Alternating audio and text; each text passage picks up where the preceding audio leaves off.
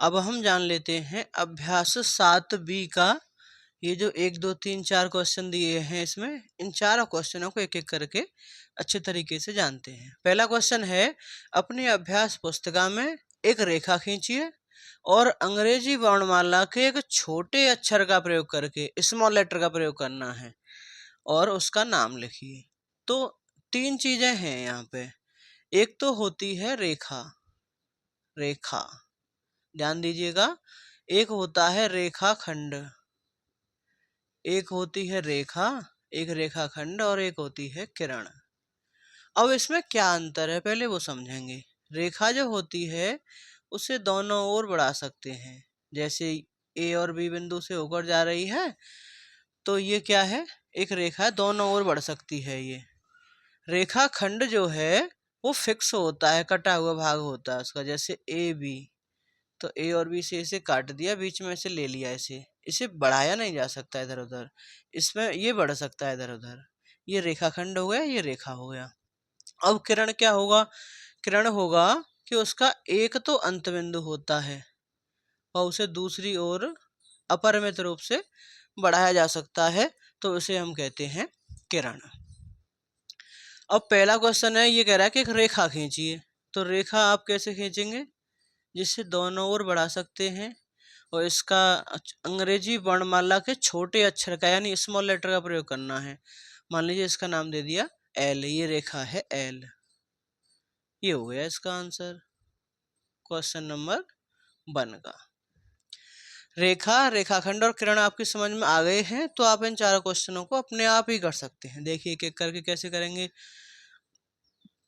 अपने आसपास में उपलब्ध वस्तुओं की सहायता से कोई 3 ऐसे उदाहरण दीजिए जिनसे रेखाओं या उनके भाग का बोध होता हो। एग्जाम्पल लेने हैं जो रेखा है हमारे आसपास हैं दैनिक जीवन में उनका। तो देखो पहला है, पहला हम क्या लिख सकते हैं, मेज का जो किनारा होता है वो कैसा होता है, रेखा के रूप का होता है। मेज का किनारा, हमें क्या लिखवा रहे हैं, रेखा या उसके भाग।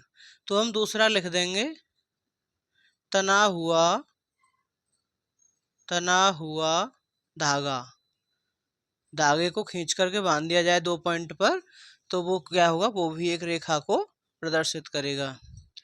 और तीसरा क्या लिख सकते हैं, तीसरा लिख सकते हैं कमरे की, कमरे की दीवार, दीवार का किनारा। ठीक है, ये हो गए एग्जाम्पल 3 रेखा या उनके भाग। तीसरा क्वेश्चन है रेखा और किरण में अंतर चित्र खींचकर स्पष्ट कीजिए। तो चित्र तो मैं यहाँ बनाए दे रहा हूँ, देखो ये हमने खींच दी रेखा, ये 2 पॉइंट से जा रही ए और बी से, इसका नाम है रेखा एल। रेखा का नाम है एल, ये 2 बिंदु ए और बी से होकर जा रही है तो इसे तो हम कहेंगे रेखा। क्या कहेंगे, रेखा। दूसरा है किरण।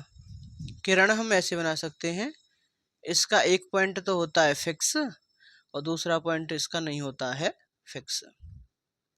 तो हम लिख सकते हैं रेखा, रेखा में, रेखा में कोई अंत बिंदु नहीं होता है, रेखा में कोई अंत बिंदु नहीं होता है।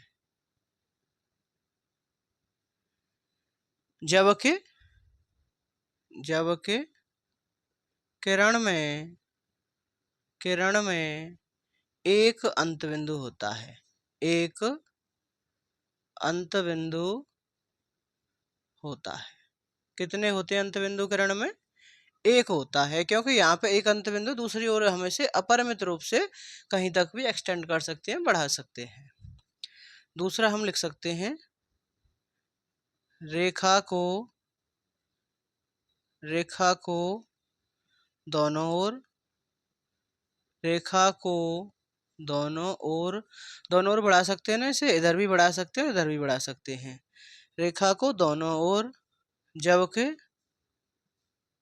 किरण को, किरण को एक ओर एक और अपरिमित रूप से बढ़ाया जा सकता है। अपरिमित रूप से बढ़ाया जा सकता है। रेखा को दोनों ओर, किरण को एक ओर बढ़ा सकते हैं। लास्ट क्वेश्चन है इसका, दिए गए प्रारंभिक बिंदु यानी निगमन बिंदु, प्रारंभिक बिंदु को क्या कहते हैं? निगमन बिंदु ए, और एक अन्य बिंदु बी से होकर जाती हुई एक किरण खींचिए। किरण खींचनी है जिसका प्रारंभिक बिंदु है ए, इसका प्रारंभिक बिंदु है ए, और दूसरे किस बिंदु से जा रही है?